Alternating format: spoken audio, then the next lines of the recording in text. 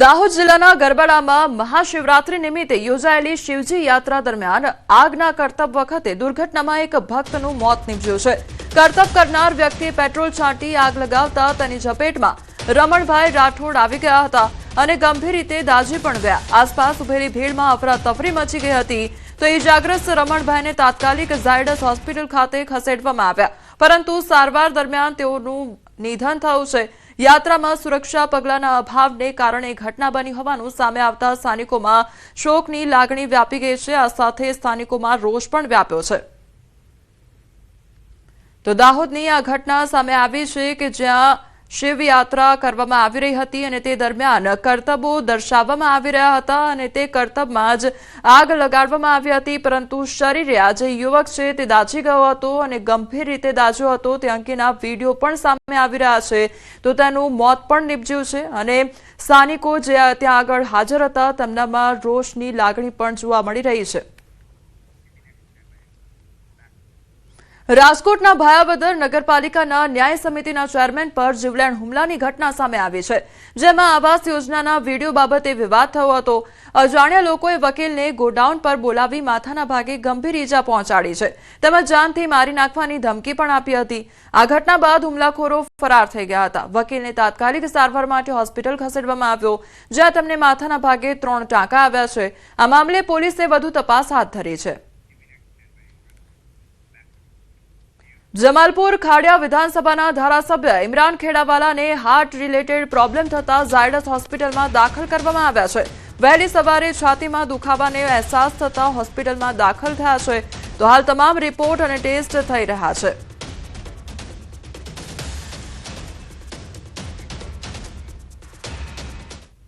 જામનગરના હનુમાન ટેકરી અને સિદ્ધાર્થનગર વિસ્તારમાં રેલવે દ્વારા 7 દિવસમાં મકાન ખાલી કરવાની નોટિસ અપાતા ભય અને અફરાતફરીનો માહોલ સર્જાયો હતો। સેંકડો પરિવારો ઘર વિહોણા થવાની ભીતિમાં હતા, તો આ મામલે સ્થાનિકોની રજૂઆત બાદ જામનગરના સાંસદ પૂનમબેન માડમ તાત્કાલિક હરકતમાં આવ્યા અને કલેક્ટર કચેરી ખાતે રેલવે અને તંત્રના ઉચ્ચ અધિકારીઓ સાથે બેઠક યોજી માનવીય અભિગમ સાથે લેવાયેલા નિર્ણય મુજબ હવે માત્ર પ્રોજેક્ટ માટે અનિવાર્ય હોય તેવા મકાનો જ હટાવવામાં આવશે અને લોકોને સ્થળાંતર માટે પૂરતો સમય પણ આપવામાં આવશે। આ હકારાત્મક સમાધાનથી સ્થાનિકોમાં રાહતનો માહોલ જોવા મળ્યો છે। ડેવલપમેન્ટ માટે પણ જો એમને જરૂરિયાત હોય તો પહેલા તો ડેવલપમેન્ટ એટલે કે જે ડબલ ટ્રેકનું અત્યારે કામ ચાલે છે એની આજુબાજુની અમુક જગ્યા જે ખાલી રાખવાની છે એ જગ્યા આઈડેન્ટિફાઈ થાય અને માત્ર જેટલી જગ્યા ખાલી રાખવાની છે એ લોકોને જ નોટિસ આપવામાં આવે અને નોટિસની એક સમય મર્યાદા એવી રીતે નક્કી કરવામાં આવે કે ત્યાંના નાગરિકોએ જે રહેણાંકો છે એ પોતાની બીજી કોઈ વ્યવસ્થા ઊભી કરી શકે, એટલે મિનિમમ 2 થી 3 મહિનાની નોટિસ મળે। અમારે 7-8 દિવસ ત્યાં રેલવેની નોટિસ આવેલી હતી તે અમારા વિસ્તારમાં બધા એકદમ ભયમાં એકદમ ટેન્શનમાં બધા આવી ગયા હતા। કોઈ પણ 7-8 દિવસ ત્યાં કોઈએ જમ્યું નથી, છોકરા આ તે માણસો કોઈ કામે ન જતા હતા, બેનું દીકરીઓ બધા એકદમ ભયમાં હતા। એ બદલ અમને પૂનમબેને આજ ખૂબ સહકાર આપ્યો અને એમાંથી અમને મુક્ત કરાવેલ છે। પૂનમબેન અને બીનાબેન શહેર પ્રમુખનો અમે ખૂબ ખૂબ આભાર માનીએ છીએ। અમરેલીના મંદિરોમાં ચોરી કરતી ગેંગનો પર્દાફાશ થયો છે। એલસીબી પોલીસે ચોરી કરતી ગેંગના 6 આરોપીઓને ઝડપી પાડ્યા છે અને આરોપીઓ પાસેથી 2.5 લાખનો મુદ્દામાલ જપ્ત કરી લીધો છે। પોલીસની તપાસમાં ખુલાસો થયો છે કે ગામની બહાર આવેલા મંદિરોના લોકેશન સર્ચ કરી રેકી કરવામાં આવી હતી। તેના બાદ એક પછી એક 18 મંદિરમાં ચોરી કરી હતી। આ ગેંગ સુમસામ વિસ્તારોમાં આવેલા મંદિરોને નિશાન બનાવી રાત્રિના સમયે દાગીના અને રોકડ રકમની ચોરી કરતી હતી। તો મંદિરોમાં સતત વધી રહેલી ચોરીની ફરિયાદોને ધ્યાનમાં રાખીને એલસીબી દ્વારા સઘન તપાસ શરૂ કરવામાં આવી હતી, તેમજ પોલીસ દ્વારા આરોપીઓની વધુ પૂછપરછની કાર્યવાહી પણ ચાલુ છે। સુરત ઇન્ટરનેશનલ એરપોર્ટ પરથી પકડાયેલા 6.18 કરોડના હાઇબ્રિડ ગાંજા મામલે પોલીસ તપાસમાં મોટા ખુલાસા થયા છે। ગત 22 ડિસેમ્બરના રોજ સુરત ક્રાઇમ બ્રાન્ચે આંતરરાષ્ટ્રીય ડ્રગ્સ રેકેટનો પર્દાફાશ કરી 6.18 કરોડની કિંમતનો હાઇબ્રિડ ગાંજો ઝડપી પાડ્યો હતો। બેંકોકથી એર ઇન્ડિયાની ફ્લાઇટમાં સુરત એરપોર્ટ ઉતરેલા 2 કેરિયરની ધરપકડ બાદ પોલીસે તપાસના આધારે મુખ્ય સૂત્રધાર થાગા ગની ઉર્ફે શાહજહાને ચેન્નઈથી ઝડપી પાડ્યો છે. છેલ્લા 2.5 વર્ષથી કાર્યરત આ નેટવર્ક બેંકોકથી ટ્રોલી બેગમાં ખાસ પેકિંગ દ્વારા ડ્રગ્સ ઘુસાડવામાં આવતું હતું.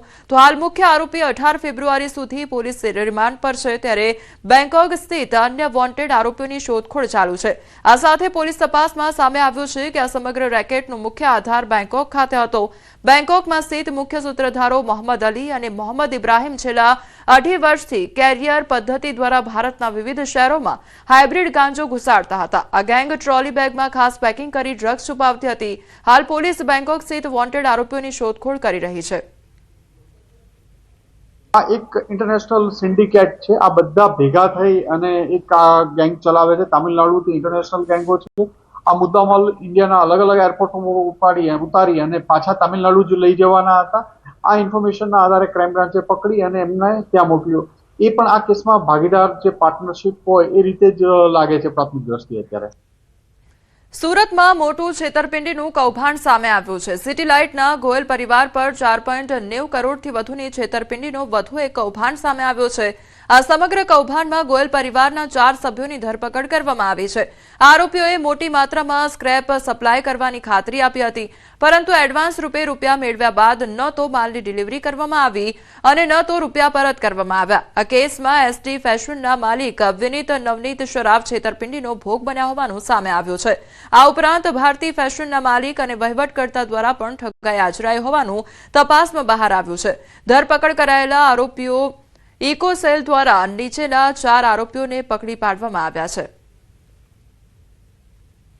ભારતી ફેશન એના જે ડિરેક્ટરો છે સત્યનારાયણ ગોયલ, રંજના ગોયલ, રીમા ગોવિંદ ગોયલ અને આ ડિરેક્ટરો વતીથી આજે મેઇન એમનો જે કામગીરી કરનાર વહીવટ કરતા જે ગોવિંદ ગોપાલ ગોયલ, આ 4 લોકોએ ભારતી ફેશનના નામે એમણે અલગ અલગ કન્ટ્રીઝમાંથી ખાસ કરીને મેઇન દુબઈથી સ્ક્રેપના માલને એ લોકો ઇમ્પોર્ટ કરતા હતા અને આ સ્ક્રેપનો માલ એ લોકો એસડી ફેશનને એ લોકો વેચતા હતા.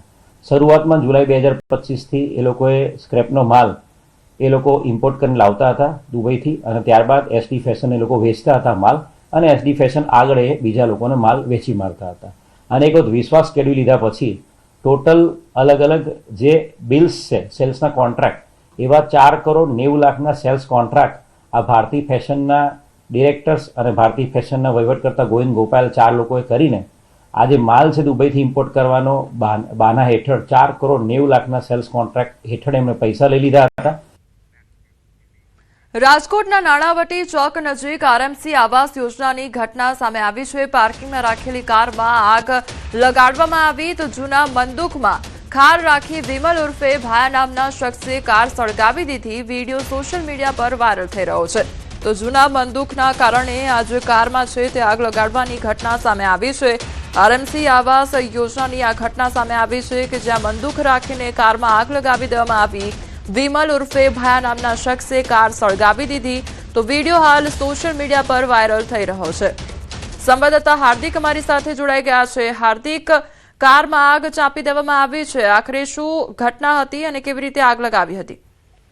જી, આ સમગ્ર ઘટના છે તે જે છે અંદરના બંદૂકની ઘટના હોવાનું સામે આવી છે. શહેરના જે નાણાવટી ચોક પાસે આવેલા આરએમસી આ જે ગઈકાલે મોડી રાત્રે જે વિમલ નામના શખ્સ દ્વારા જે છે કારમાં આગ લગાડી હોવાનું સામે આવ્યું છે. સ્થાનિકોને આ બાબતની જાણ થતા તાત્કાલિક રાજકોટ ફાયર વિભાગને જાણ કરી હતી અને ફાયર વિભાગ દ્વારા તાત્કાલિક જે છે એ આગ પર જે છે પાણી મારો ચલાવી અને આગને કાબુમાં લેવામાં આવી હતી. જોકે જે ફાયર વિભાગની ટીમ પહોંચે એ પહેલા જ આગ છે તે બળીને ખાક થઈ ગઈ હતી. તો બીજી તરફ આ મામલે જે છે સમગ્ર મામલે રાજકોટ ગાંધીગ્રામ પોલીસ દ્વારા પણ તપાસ હાથ ધરવામાં આવી રહી છે અને વિમલ નામનો જે શખ્સ છે જેના પર આક્ષેપ છે તેમની શોધખોળ પણ પોલીસ દ્વારા હાથ ધરવામાં આવી છે. જી હાર્દિક, સમગ્ર માહિતી બદલ આપનો આભાર. વડોદરામાં